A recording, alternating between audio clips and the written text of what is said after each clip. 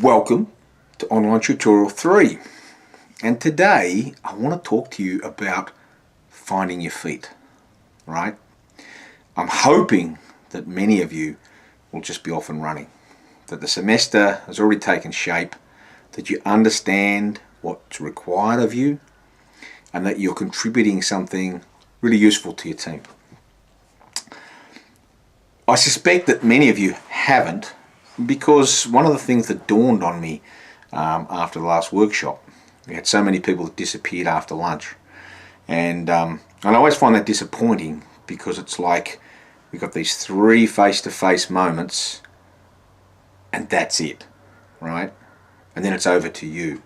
So if you miss something in relation to instruction, in relation to developing that extra bond with your team, it gets difficult, right? So I wanted to talk today about doing, right?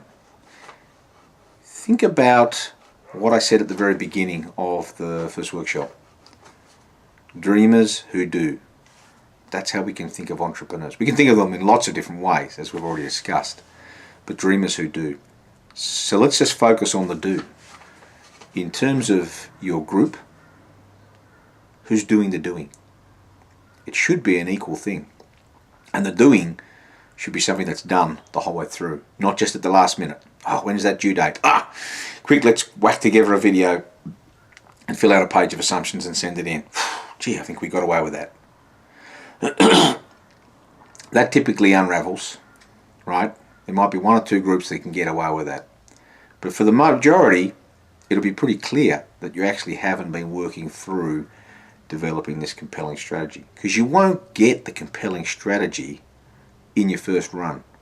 It'll be like, hey, this sounds like a really cool idea. We can explain it via the environmental interaction framework. It seems to address this how-to statement, and then you go and explore that a bit further with other people, ask for opinions, and all of a sudden you find maybe we're getting a little bit confident in relation to that, or maybe we forgot about this, all right? So I would expect that your group's going to have several goes at trying to find that actual compelling strategy. So in terms of your group work, make sure you're there, right? Make sure it's not like we're going to meet up in 2 weeks' time. If you're in that group that's going to meet up in 2 weeks' time, too late. Just given up half the time you were given to do the assessment. So should you expect full marks, if you're only going to use less than half the time that was allocated to you, right? Respect the people that are in your group. Be prepared to do the work with them. Enjoy doing the work. Now, as I said, one of the things that I came to a bit of a realization about after that last workshop, in the 16 years past, let's call them 15 years in Tasmania and a year or so up here, in Tasmania, I only ever taught students who were doing elective units. So students said, I want to do that subject. I've heard something about it. I want to go and do that. In QUT, I've got students who have to do the unit. It's part of their degree, right? And so that's giving me more of a broader spectrum in terms of commitment, I suspect. I've got the ones who say, yeah, this looks different and fun, let's get in and have a go. And I've got the ones who are like, not really buying this. It's not really what I want in terms of my education, or whatever the case. And so I get it. I get that you guys are over here. There's not a lot I can do about it in terms of offering you alternative pathways that might be more like the old. But what I can say to you is that if you give yourself the opportunity to follow this process, you will get something out of it, and maybe it's something that you haven't previously had from education before. I've got a dog here that wants to play ball with me. She's a dog that does. Yeah, she doesn't dream about doing, she does. She's going to now keep bringing that ball back to me every 2 seconds. So make sure that your group knows where you're at. It's not too late to sack yourself from a group. It's not too late to sack someone from your group. Make sure those dynamics are working in the right direction for you. In terms of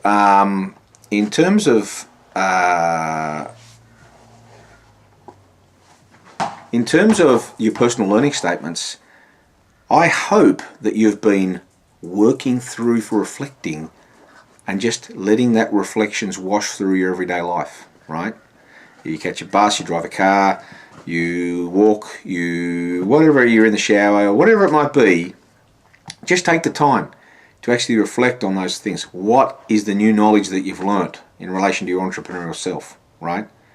Is it something that you were doing now or 3 years ago or 10 years ago that you're going to draw back on and think, gee, the way I thought about Mickey the Surfer and the way I thought about other things happening in our class, or listen to those entrepreneurs who came in, that's got me rethinking.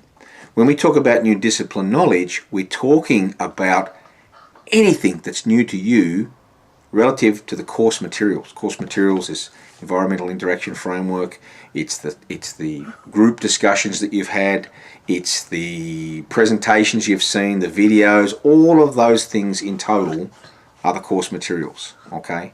So is there anything that's new there? And if there is, how would you explain that relative to your values? How would you explain that in terms of, does it challenge or does it confirm your values? How does it relate to your past life experience?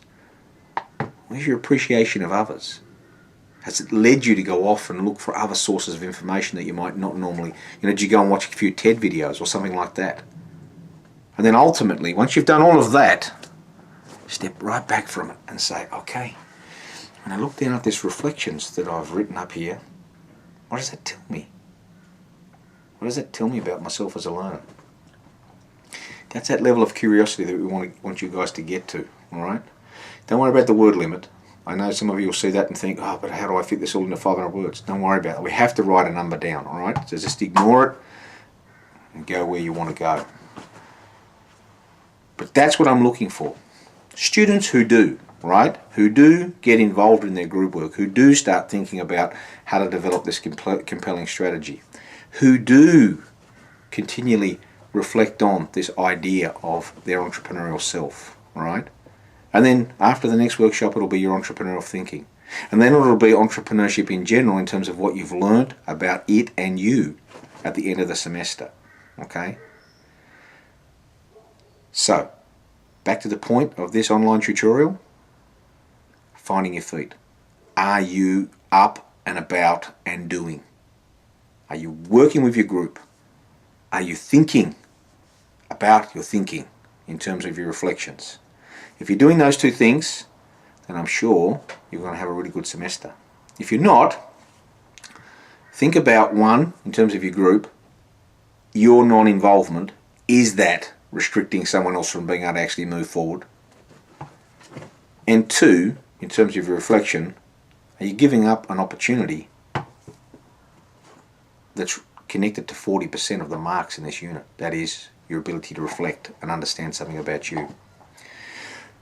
As always, any queries, questions, do come back and have a chat to me. We ran 2 help sessions this week. We only had 1 student turn up, and that's fine, not a problem at all. If that means that everyone's going along, that's cool. I'm going to run them again next week, so keep an eye out for those. If you want to just drop in and ask a question, do that. You can just contact me anyway. You've got my phone number, so by all means just call me, text me, not a problem. Always happy to talk to you guys, and looking forward to seeing what you guys come up with. Cheerio.